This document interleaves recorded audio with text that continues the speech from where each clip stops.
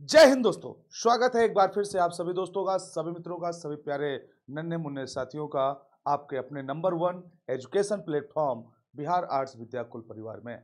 आप सभी लोग आ जाए, तुरंत क्विक जुड़ जाए। और बाबू, बहुत इंपॉर्टेंट सेशन होने वाला है, जैसा कि एमसीक्यू, जो कि बिहार बोर्ड्स के लिए बहुत इंपॉर्टेंट है और खास करके क्योंकि वहाँ पर एमसीक्यू बहुतायत में पूछे जाते हैं।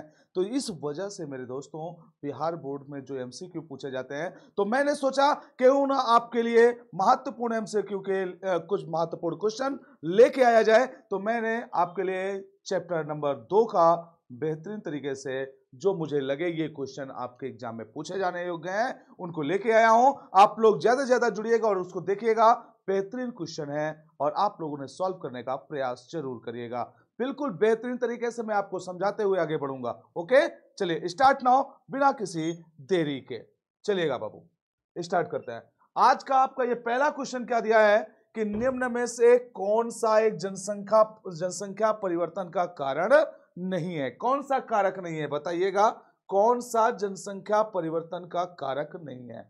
तो मेरे प्यारे साथियों, आप लोग जानते हैं, जनसंख्या वितरण की जब बात करते हैं हम लोग, वैसे आंसर तो आप लोग अपना अपना दे ही चुके होंगे। जनसंख्या वितरण की बात करते हैं तो हम उसमें सबसे पहले वहां के क्लाइमेटिक जोन को देखने का प्रयास करते हैं कि वहां की जलवायु स्थिति क्या होती है, वहां की स्थलाकृति कैसी होती है, मतलब कई सारे कंडीशंस को देखने का प्रयास करते हैं। लेकिन जो जनसंख्या परिवर्तन का कारण नहीं है, और इसमें जैसे जनसंख्या वितरण में और हम क्या बताएं आपको कि भैया प्रवास के माध्यम से एक स्थान से, जैसे एक स्थान पे यहाँ पर 1000 लोग हैं, तो मैंने बताया था अगर यहाँ से 20 लोग भी शहर की तरफ, खासकर ये गांव है मान लिया मैंने और ये शहर है, शहर की तरफ काम की तलाश में अगर 20 लोग भी यहाँ से चले गए तो यहाँ पर 920 लोग बचेंगे।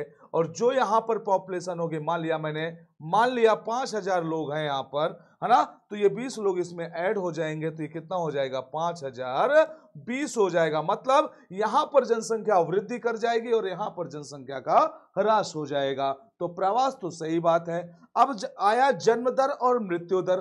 भैया अगर जैसे जिस किसी भी क्षेत्र में, मान लिया यही क्षेत्र है आपका, यही क्षेत्र आपका है, तो अगर मैं यहाँ पर कहूं कि जो जन्म लेने वाले बच्चों की संख्या है प्रत्येक वर्ष, प्रति वर्ष की मैं बात करूं, प्रति वर्ष की अगर जनसंख्या मतलब वृद्धि की बात कर रहे हैं, तो अगर एक साल में यहाँ पर 100 बच्चे जन्म ले रहे हैं, 100 बच्चे जन्म ले रहे हैं, ठीक है, और पता चला कि उसी एक साल के अंदर यहाँ पर 300 लोगों की डेथ हो रही है, मृत्यु हो रही है, तो निश्चित रूप से ऋणात्मक जनसंख्या वृद्धि होगी। क्योंकि 100 बढ़े तो ये 1100 हो गया, बात को समझना, अगर 100 बढ़े तो ये 1100 हो गया, लेकिन 300 अगर मरे तो ये कितना हो गया, 800 हो गया।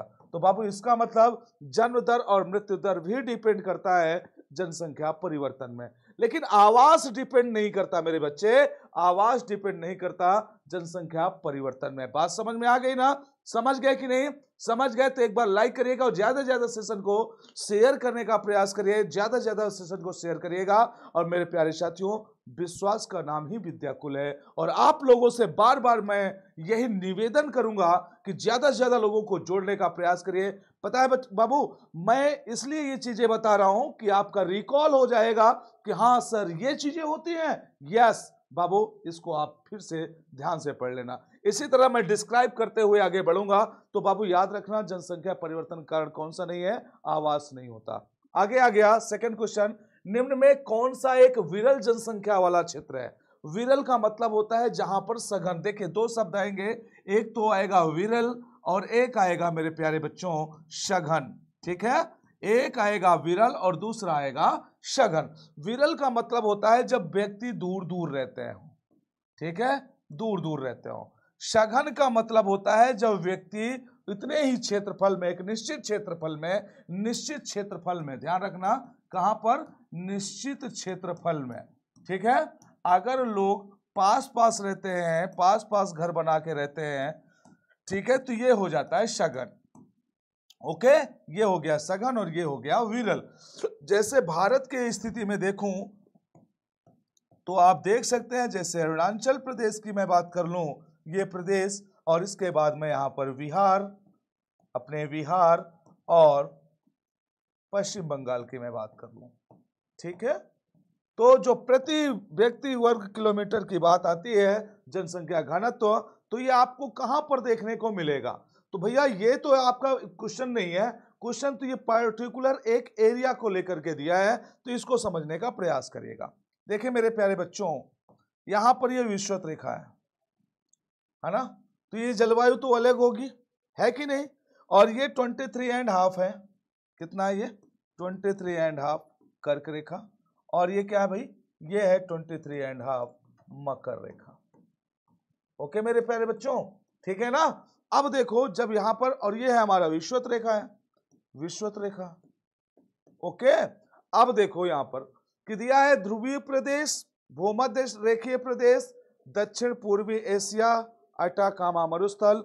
तो आप लोग मुझे बताइएगा कि देखो ये विषुवत रेखा का क्षेत्र, उष्णकटिबंध का, पॉपुलेशन यहां पर पाई जाती है, ऐसा तो नहीं है कि नहीं पाई जाती है, ठीक है। दक्षिण पूर्व एशिया की बात करें तो दक्षिण पूर्व एशिया तो सबसे सघन बस्ती में से एक है, याद रखना, सबसे सघन बस्ती पाई जाती है यहाँ पर, सघन बस्ती पाई जाती है, बस्ती पाई जाती है, या सघन यहाँ पर जनसंख्या पाई जाती है दक्षिण पूर्व एशिया की तरफ। अटाकामा मरुस्थल, कमेंट करके बताइएगा आपको अटाकामा मरुस्थल कहाँ देखने को मिलता है। बताइए, कालाहारी हो गया, अटाकामा हो गया। अटाकामा मरुस्थल आपको चिली में देखने को मिलेगा मेरे प्यारे बच्चे, दक्षिण अमेरिका में देखने को मिलेगा, ठीक है। ओके, और देखिए इसके बाद भूमध्य रेखा हो गया। ध्रुवीय प्रदेश की मैं बात करूं तो भैया यहां पर पोल में तो एकदम ठंड होगी ना, कोल्ड स्टोरेज बना होगा यहाँ पर। ये ध्रुव प्रदेश है, ध्रुव वाला है, ये उत्तरी ध्रुव है और ये हमारा क्या है, दक्षिणी ध्रुव है।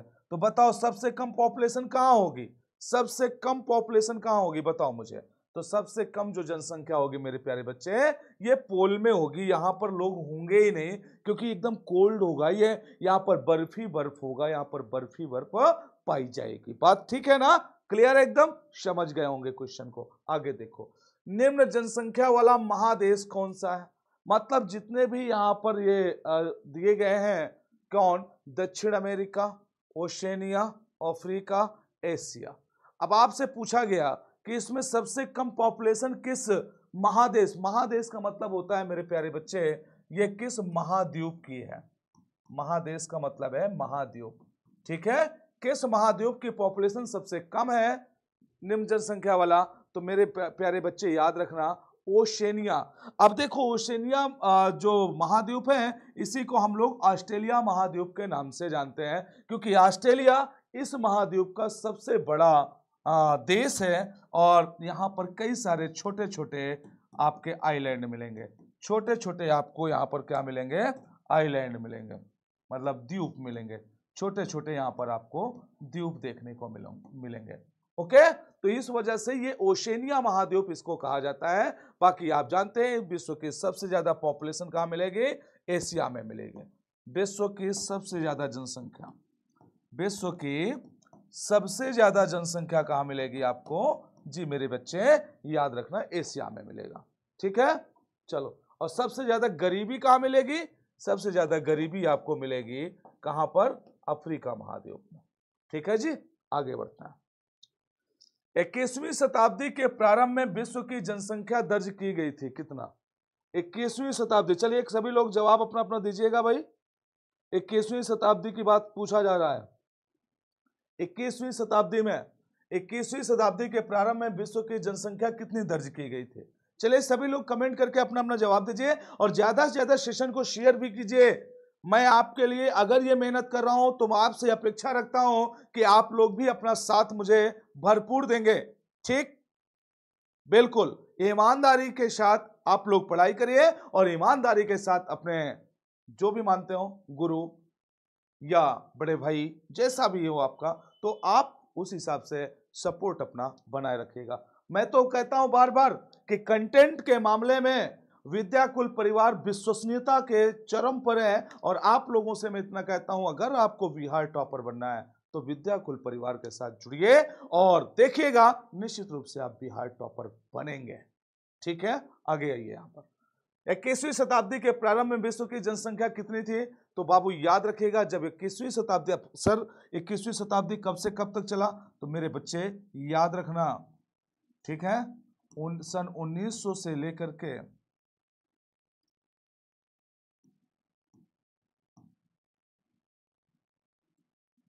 2000 तक। ये तो 20वीं शताब्दी हो गया, ठीक है।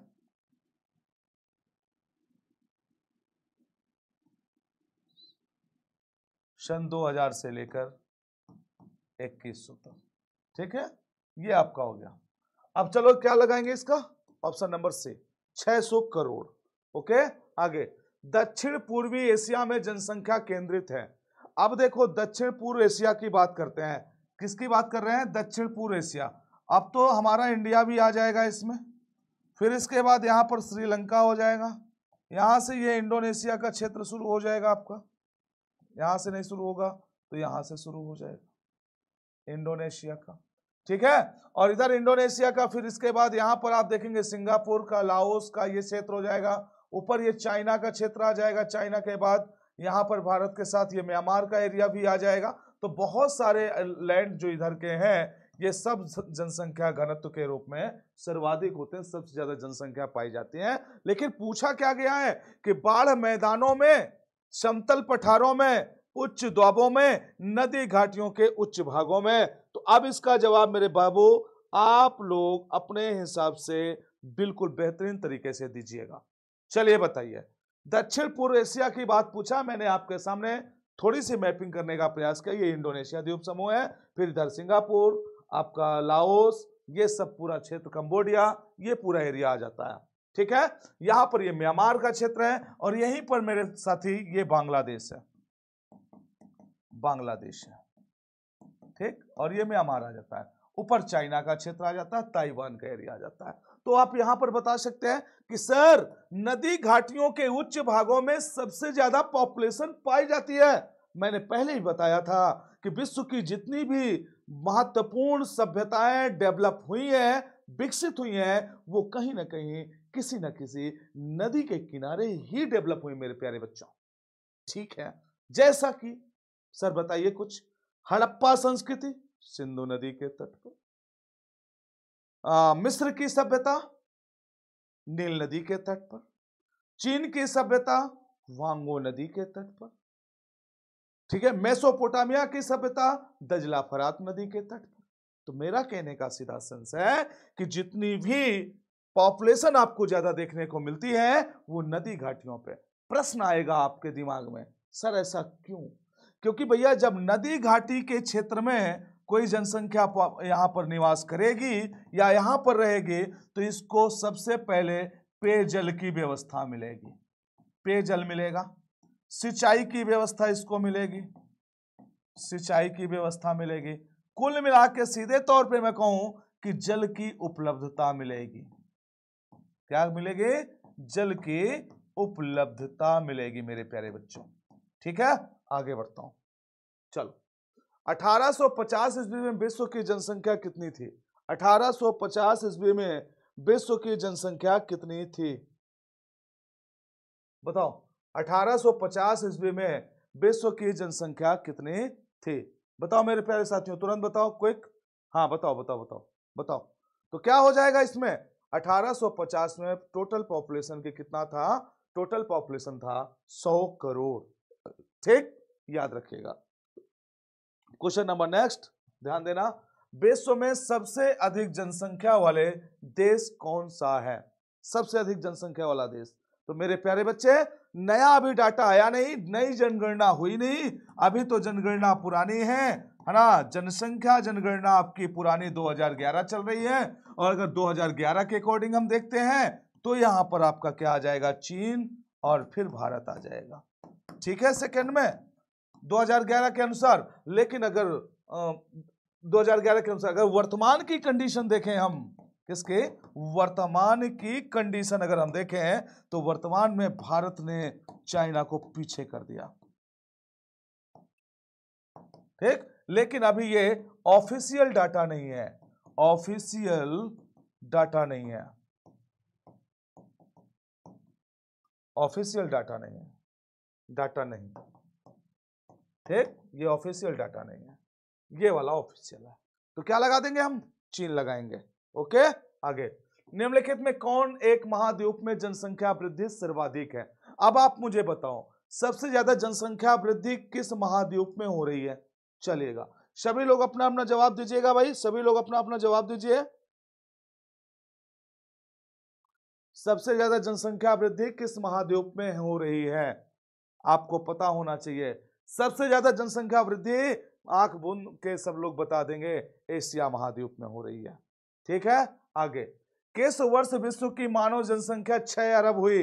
बढ़िया क्वेश्चन है भाई, बहुत अच्छा क्वेश्चन है, सभी लोग अपना अपना जवाब दीजिएगा मेरे प्यारे बच्चों। किस वर्ष विश्व की मानव जनसंख्या 6 अरब हुई थी? बताओ, बहुत बढ़िया क्वेश्चन है। और इस टाइम पे हमारे यहाँ हमारे प्रधानमंत्री जी कौन थे? माननीय स्वर्गीय अटल बिहारी वाजपेयी जी थे। तो अब बताइए कौन सा टाइम पीरियड? कारगिल का युद्ध हुआ था यहाँ पर, क्या हुआ था? कारगिल का युद्ध हुआ था 1999 में। बात ठीक है ना? आगे देखो, बन जाएगा क्वेश्चन, किस द्वीप में सर्वाधिक जनसंख्या घनत्व पाया जाता है? बहुत इंपॉर्टेंट क्वेश्चन है मेरे प्यारे बच्चों, तुरंत बताइएगा, बेहतरीन क्वेश्चन है, क्वेश्चन जाना नहीं चाहिए, क्वेश्चन के खोपड़ी में छेद कर दो मेरे बाबू, छेद कर दो इसमें। चलो बताओ क्या हो जाए, किस द्वीप में सर्वाधिक जनसंख्या घनत्व पाया जाता है? अब सबसे बड़ी बात यह है कि ये सब इंडोनेशिया द्वीप समूह के ही पार्ट हैं। कहां पर? इंडोनेशिया। और मैं आपको जानकारी एक्स्ट्रा यहां पर देना चाहूंगा, इंडोनेशिया द्वीप समूह जो है, द्वीप समूह विश्व का सबसे बड़ा द्वीप समूह है, सबसे बड़ा द्वीप समूह, याद रहेगा, सबसे बड़ा द्वीप समूह है। सर दूसरे नंबर पे कौन है? दूसरे नंबर में वेस्ट इंडीज द्वीप समूह है। कौन सा? वेस्ट इंडीज द्वीप समूह दूसरे नंबर पर।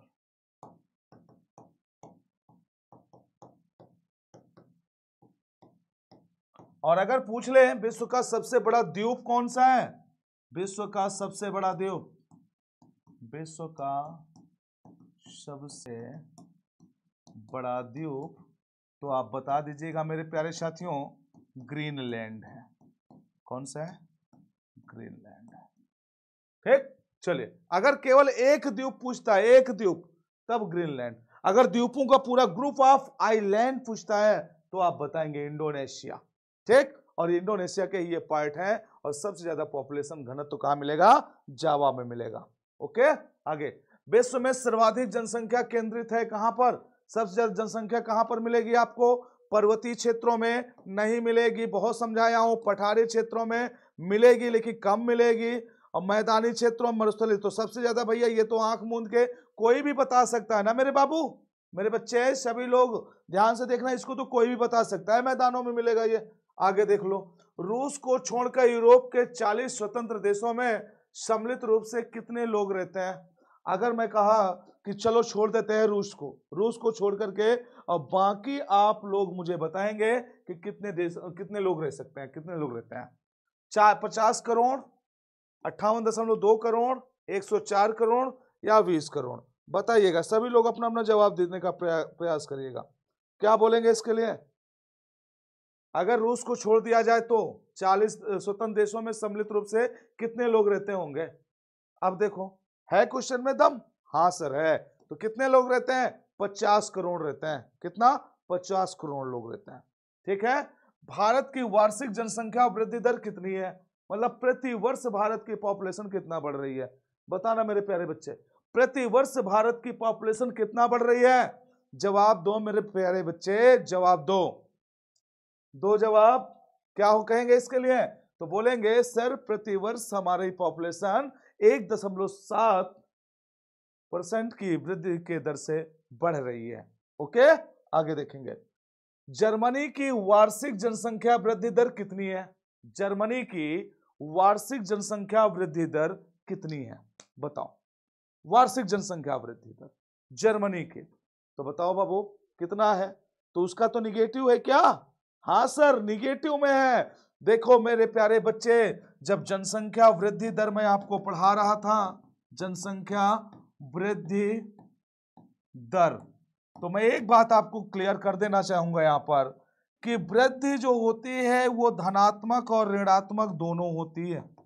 कई बार बताया हूं इस बात को, धनात्मक और ऋणात्मक दोनों होती है। अब जैसे मैंने आपको समझाया था कि अगर ये गांव है, इस गांव की टोटल पॉपुलेशन 1000 है और यहां पर जन्म लेने वाले बच्चों का मतलब प्रति वर्ष जन्म लेने वाले जो बच्चे हैं वो 100 बच्चे हैं और मरने वालों की संख्या 50 है, तो निश्चित रूप से ये जन्म है और ये मृत्यु है, तो निश्चित रूप से यहां पर क्या हो जाएगा, पॉजिटिव हो जाएगा। लेकिन पता चला कि एक और गांव है यहां पर, वहां पर भी 1000 लोग हैं और वहां पर जन्म लेने वाले बच्चों की संख्या 100 है, लेकिन ये जन्म है, ठीक है, प्रति वर्ष के अनुसार। और अगर यहां पर देखा जाए, क्या देखना है यहां पर, देखना यह है कि मृत्यु वाले जो होना है, जिनकी मृत्यु होती है, मृत्यु है ना, जो मृत्यु होती है वो कितना हो जा रही है, 200 हो जा रही है, 200 व्यक्ति। अब मुझे बताओ आप कि ये 200 व्यक्ति हैं मेरे प्यारे बाबू, तो 100 बढ़े थे 200 घट गए, इसका मतलब यहां पर क्या आ जाएगा, ऋणात्मक वृद्धि है। कमेंट करके बताना ऋणात्मक वृद्धि। तो यहां पर तो मैंने आंसर बता दिया विश्व स्तर पर कि आपका ये क्या हो जाएगा, जर्मनी का -0.1% जनसंख्या वृद्धि हुआ था। आप बताइए कि 2011 की जनगणना के अनुसार, बताइएगा जनगणना के अनुसार ऋणात्मक वृद्धि दर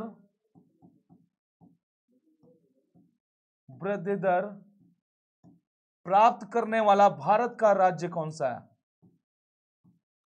करने वाला भारत का राज्य कौन सा है, कमेंट करके बताइएगा भारत का राज्य कौन सा है, बताएंगे ना राज्य कौन सा है, कमेंट करके बताना, ठीक है जी। आगे बढ़ता है। जननांकीय संक्रमण सिद्धांत किसने दिया था, आप बताइएगा जननांकीय संक्रमण सिद्धांत किसने दिया मेरे प्यारे बच्चों। तो आप लोगों का जवाब आ जाना चाहिए बिना किसी देरी के। तो आप लोगों ने बताया मुझे नोएस्टीन, बहुत बढ़िया, जबरदस्त। एक बार सेशन शेयर कर दो भाई, सेशन शेयर कर दो मेरे लाल, मेरे प्यारे साथियों, सिरसेनियों, सेशन को शेयर कर दो, लाइक कर दो और ज्यादा से ज्यादा लोग सब्सक्राइब कर लो, जिन्होंने नहीं किया और जो नहीं किया वो कर लें। और आप अपने मित्रों को बोलिए आए विद्याकुल परिवार के साथ जुड़े, टॉपर बनने का अपना सपना पूरा करें, ठीक है। आगे चलता है। निम्न में से कौन सघन जनसंख्या वाला क्षेत्र है, अभी अभी बताया, फिर से बताओ। सघन जनसंख्या, भैया देखो भूमध्य रेखा में सघन जनसंख्या मिलेगी, नहीं मिलेगी, मैंने समझाया था यहां पर।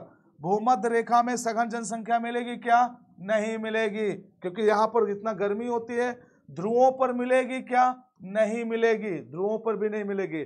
मरुस्थल में मिलेगी क्या, रेगिस्तान में मिलेगी क्या, रेगिस्तान में कहां मिलेगी मेरे बच्चे, रेगिस्तान में भी नहीं मिलेगी। तो कहां मिलेगी सर, दक्षिण पूर्वी एशिया में मिलेगा मेरे प्यारे बच्चे। कहां मिलेगा, दक्षिण पूर्वी एशिया के अंदर। बात क्लियर, आगे बढ़ता हूं। निम्न आयु समूह में जनसंख्या का आकार उन देशों में बड़ा होता है जहां, बताइएगा, बताइए सभी लोग कमेंट करके बताओ भाई, कहां पर निम्न आयु समूह में जनसंख्या का आकार उन देशों में बड़ा होता है जहां जन्म दर उच्च हो। भैया ऐसी बात तो है नहीं, जन्म दर निम्न हो तब तो गड़बड़ हो जाएगा।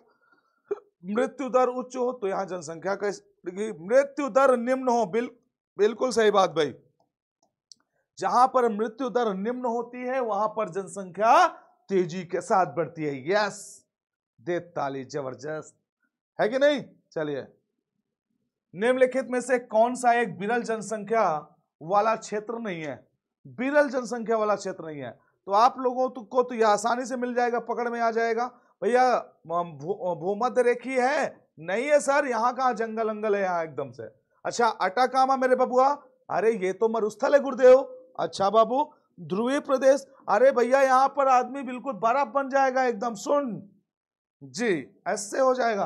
तो क्या बचा, दक्षिण पूर्वी एशिया बचा, ठीक है, बात क्लियर, बहुत बढ़िया। आगे, निम्नलिखित में से कौन एक प्रतिकर्ष कारक नहीं है? अब बताइए। प्रतिकर्ष, दो तरह के कारक मैंने बताया था, अपकर्ष और प्रतिकर्ष। तो आप लोग मुझे कमेंट करके बताओगे यहां पर कि कौन सा इसमें प्रतिकर्ष कारक नहीं है। चलिए सभी लोग अपना अपना जवाब दीजिए, क्विक। सभी लोग अपना अपना जवाब दीजिएगा। प्रतिकर्ष और अपकर्ष। अपकर्ष का मतलब होता है एक तरह से उन्नति। अपकर्ष का मतलब क्या होगा भाई? उन्नति जैसे होता है ना। और प्रतिकर्ष का मतलब होता है अवनति। अब आप लोग समझ सकते हैं, अवनति। आप बताओ मुझे, चलो बताओ। तो भैया मेरे प्रतिकर्ष का, मेरे बाबू, प्रतिकर्ष कौन है? जलाभाव, जल की कमी के कारण प्रतिकर्ष हो सकता है, बिल्कुल सही बात है भाई। बेरोजगारी भी हो सकती है, बिल्कुल प्रतिकर्ष का कारण है। महामारियां हो सकती हैं, लेकिन अगर वहां चिकित्सा व्यवस्था अच्छी होगी, शैक्षणिक सुविधाएं होंगी, तो ये प्रतिकर्ष नहीं बल्कि ये क्या कहलाएगा? अपकर्ष कहलाएगा। बिल्कुल सही बात है भाई। Option number B is the right answer. दे ताली अगर अच्छा लग रहा हो कुछ सेशन ना, तो बिल्कुल टाइम बिना व्यतीत किए हुए एक बार लाइक का बटन दबा दो, ठीक है? और चैनल को सब्सक्राइब कर लो, आगे बढ़ो। सबसे अधिक जनसंख्या वाला महाद्वीप कौन सा है? फिर से वही बात, सबसे अधिक जनसंख्या किसकी है? दीजिए जवाब तुरंत, क्विक। यस, एशिया महाद्वीप के सबसे अधिक पॉपुलेशन पाई जाती है। विश्व के किस महाद्वीप में 90% से अधिक आबादी नगरीय है? यहां पर नगरीय होगा, ठीक है जी, नगरीय। बताओ, विश्व के किस महाद्वीप में 90% से अधिक पॉपुलेशन नगरीय है? तो बताओ मेरे प्यारे बच्चे, क्या होगा? उत्तरी अमेरिका, अफ्रीका, एशिया, यूरोप। अब आप सोच रहे होंगे क्या बताएं सर इसमें, क्या बता दें, कैसा बता दें? तो मेरे प्यारे बच्चे याद रखना, उत्तरी अमेरिका की पॉपुलेशन 90% से अधिक नगरीय है। कहां के? उत्तरी अमेरिका की पॉपुलेशन 90% से अधिक नगरीय है। भारत में 1 हेक्टेयर कृषि भूमि पर कितने व्यक्ति आश्रित हैं? अब बताओ, ये अच्छा क्वेश्चन है, ये अच्छा क्वेश्चन है मेरे प्यारे साथियों। बताओ इसको, 1 हेक्टेयर भूमि में, 1 हेक्टेयर भूमि में, ठीक है, 1 हेक्टेयर में कितने लोग आश्रित हैं 1 हेक्टेयर भूमि में? तो मेरे प्यारे बच्चे याद रखना, ये भारत के परिप्रेक्ष्य में प्रश्न है, तो इसमें कितने हैं? 5 व्यक्ति आश्रित आपको मिलेंगे, इसमें कोई दो राय नहीं। कितने? 5 व्यक्ति आपको आश्रित मिल जाएंगे। चलिए, प्रतिकार्य या प्रतिकर्ष भी कह सकते हैं आप, है ना। और अपकर्ष कारक उत्तरदायी है, किसके लिए उत्तरदायी है? मोस्ट इंपॉर्टेंट मेरे प्यारे बच्चों, यह क्वेश्चन है जबरदस्त। प्रतिकर्ष और अपकर्ष कारक किसके लिए उत्तरदायी है? दोनों। ये है प्रवास के लिए, भू निम्नीकरण के लिए, वायु प्रदूषण के लिए, गंदी बस्तियों के लिए। तेताली जबरदस्त तरीके से जवाब दे दे मेरे बच्चे, दे दे मेरे प्यारे साथी, दे दीजिए। चलिए आ जाइए, दीजिए जवाब। प्रवास के लिए, है ना, एक जगह से दूसरी जगह जाने के लिए, प्रवास के टाइम पे, है ना। देखो, चाहे यहां से आप इधर माइग्रेट करें, जैसे मैंने कहा था उद्गम, एक शब्द आया था ना, उद्गम, और दूसरा क्या आया था? दूसरा कमेंट करके बताना। उद्गम का मतलब होता है जहां से व्यक्ति चलता है, और जहां पहुंचता है उसको क्या कहा जाएगा? यह प्रश्न है, जवाब दीजिएगा। उद्गम से मतलब कि व्यक्ति यहां से चल के इस स्थान पे पहुंचा है, तो प्रवास किया है। बताओ, प्रवास के लिए हो जाएगा, ठीक है। आगे, नाश मतलब नाश, नष्ट वाला, नष्ट का मतलब नाश, ठीक है, नष्ट की बात कर रहा है। नाश निम्नलिखित में से किस भौगोलिक अवधारणा से संबंधित है? बताओ, सभी लोग बताओ। नाश, और नाश क्या है बताओ मुझे। भैया जो होगा वही तो देखा जाएगा, है ना। सैंपल ने भी, कुमारी सैंपल ने भी इसका साथ दिया था। अब आप तो जान गए होंगे कौन? रेडचेल। यस, यहां पर नियतिवाद की बात की जा रही, किसकी? जो किस्मत में होगा देखा जाएगा। ईश्वर चाहेगा तो जिएंगे, अदरवाइज मर जाएंगे। बस जो प्रभु की मर्जी होगी वही होगा, होगा ना। ठीक है, आगे आ जाओ। नौ नियतिवाद, तो आप लोगों को मैं कई बार बताया, ग्रिफिथ टेलर साहब वो नौ नियतिवाद के समर्थक थे। ठीक है, अब ब्लास साहब किसके थे? संभववाद के समर्थक थे। ठीक है, ब्लास साहब किसके थे? ये संभववाद के। ग्रिफिथ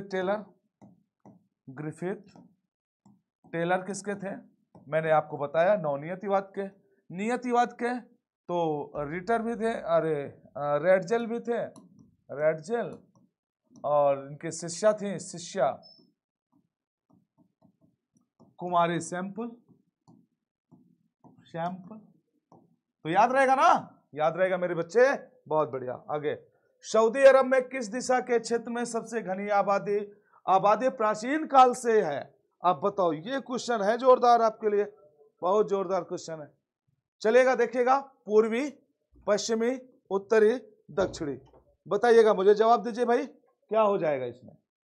सभी लोग जवाब दें भाई, क्विक क्विक दे दो ना बच्चों जवाब, बिल्कुल आराम से, आसानी से, बेहतरीन। तो जवाब आ गया, यस, आ जाएगा।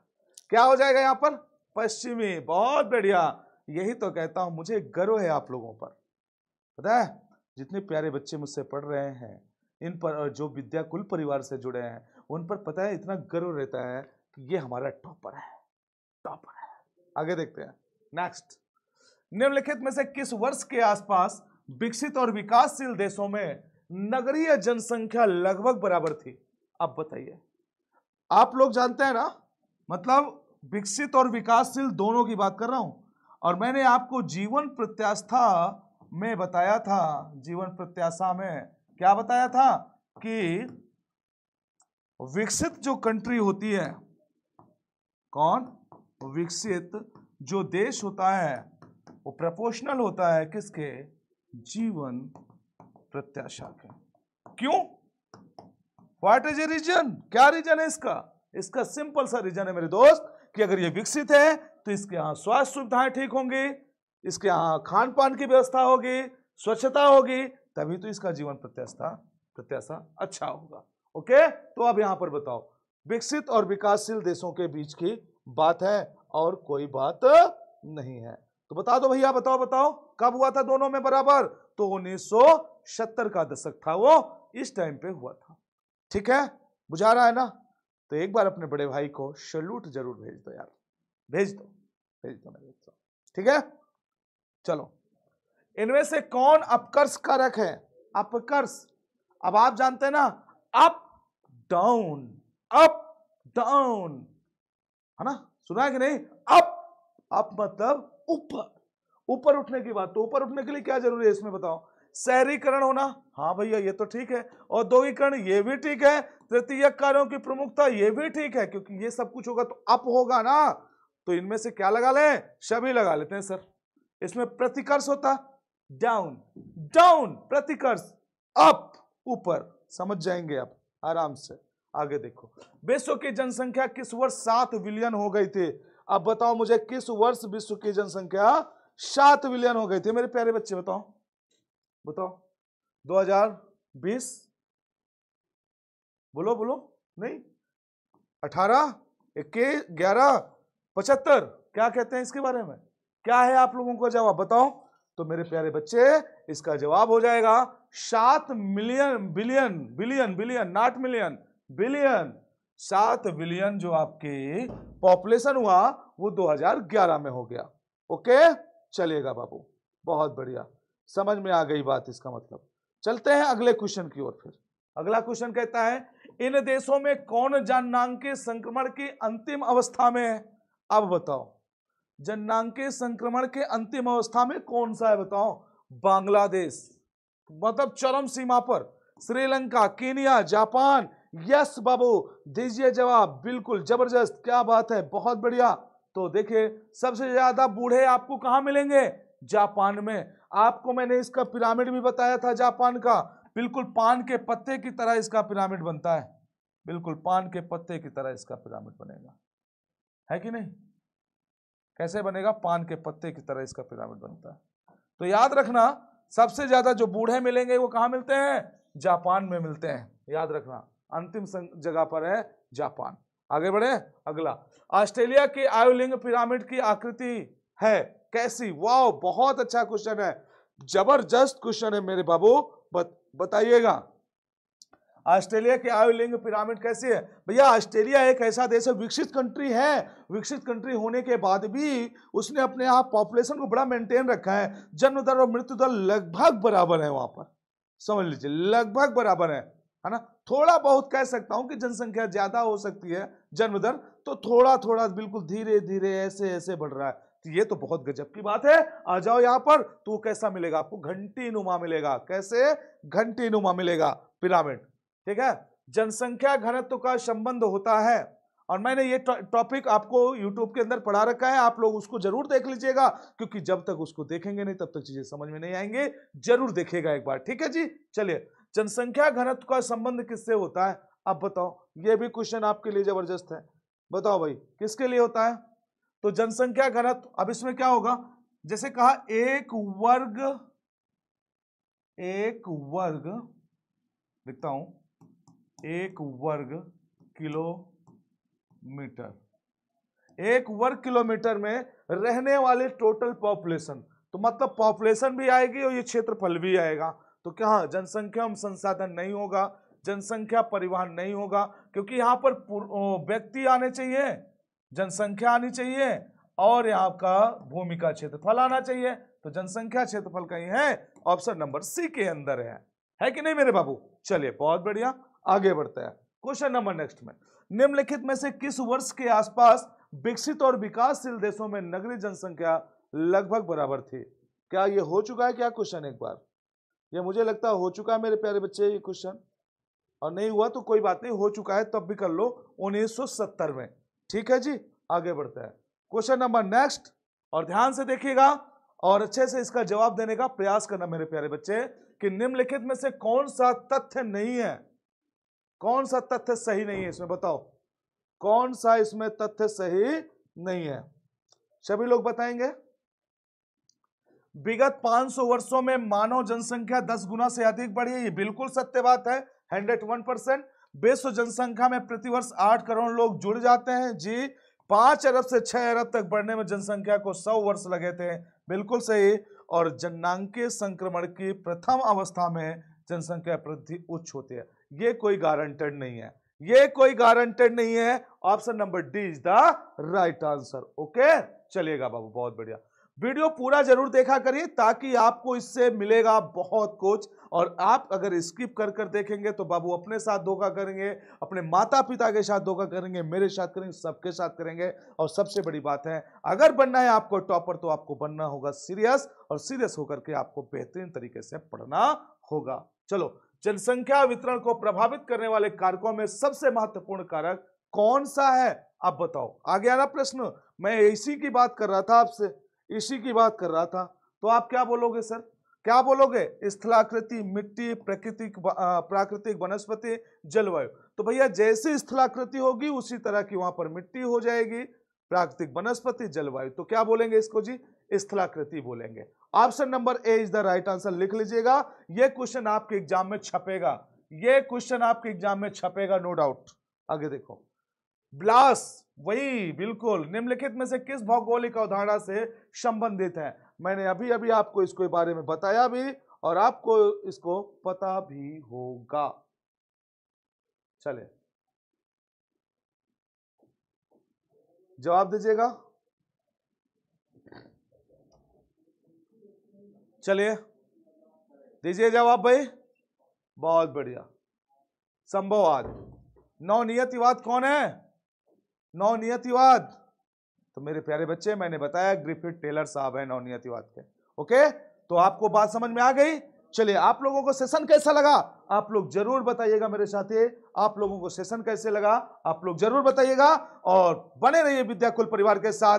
और मैं आपको बता